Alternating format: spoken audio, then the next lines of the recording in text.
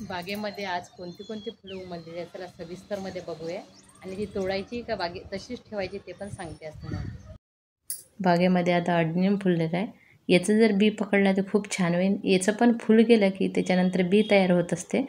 आणि बाकीच्या पद्धतीचे अडनियम तर भरपूर आहे, पण याच्यावर बघा, याच्यामध्ये असं पाणी गेलेलं होतं आणि एक छोटीशी अशी अळीसुद्धा कीड दिसली आहे, म्हणून हे फुल तोडलं. खूप सुंदर फुल आहे. आता याची जर रोपे मिळाली तर मला तयार करावं लागेल, कारण ते दुसरे जे राहते ना गावरानी पद्धतीचं, त्याची मी भरपूर रोपे केलेली आहे. दुसरं म्हणजे हे पण आपण फुलं टाकले की नवीन रोपे तयार होतात, मध्ये मध्ये टाकत राहायचे आणि खूप छान बागेला शोभा देतात. काही उमललेच फुलं मी तुम्हाला बागेमध्ये दाखवते कोणते कोणते माझ्याकडे तर. आणि हेच म्हटलं मी, याच्यावर भरपूर बी तयार होत असते आणि नंतर मग एकाच आपल्याला जी अशी शेंगसारखी येते त्याच्यामधूनच भरपूर बी मिळते.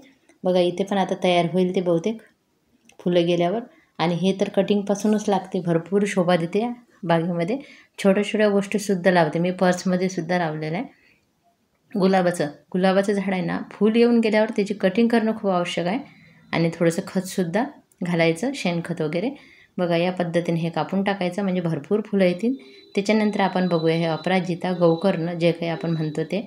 आणि याचे पण भरपूर फुलं आले आहे. आणि हे जर तुम्हाला फुलं भरपूर पाहिजे असेल तर फुलं दोरच तोडावं लागेल, नाही तर अशा शेंगा पकडून बी तयार होते. आणि हे बी तयार होण्यासाठी झाडांची भरपूर एनर्जी लागते, फुलं यायला कमी होतात. म्हणून तुम्हाला बी पाहिजे असेल तर फुलं राहू द्या, बी नसेल पाहिजे तर फुलं तोडून भरपूर फुलाचा आनंद घेऊ शकता. हे काही माहिती मला मी जे बागकाम करते त्याच्यामधून मिळाली, त्याच्यामुळे मी तुम्हाला सांगण्याचा प्रयत्न करते.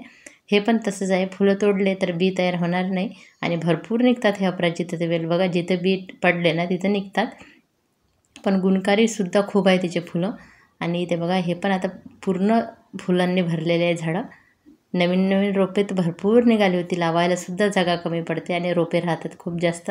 पिंक कलरचं आहे हे, मला खूप आवड होती फुलांची. आणि गावावरून माझ्यासोबत हे बी आलं होतं, तर मला खूप आनंद झाला होता. हे एक वेगळा रंग आहे फक्त एकच.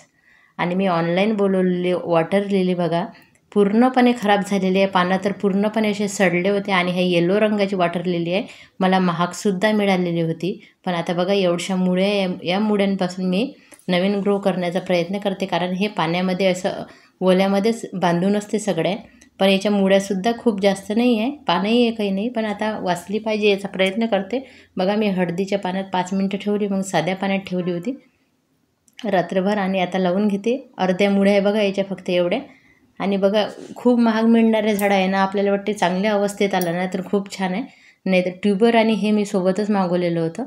आणि ट्यूबर पण थोडाफार खराब होता, पण तो चांगला होईल असं वाटते.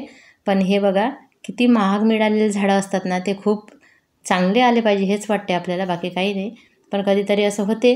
आणि हे मी येलो रंगाची मागवलेली होती, आता आशा करते चांगलं होईल याची.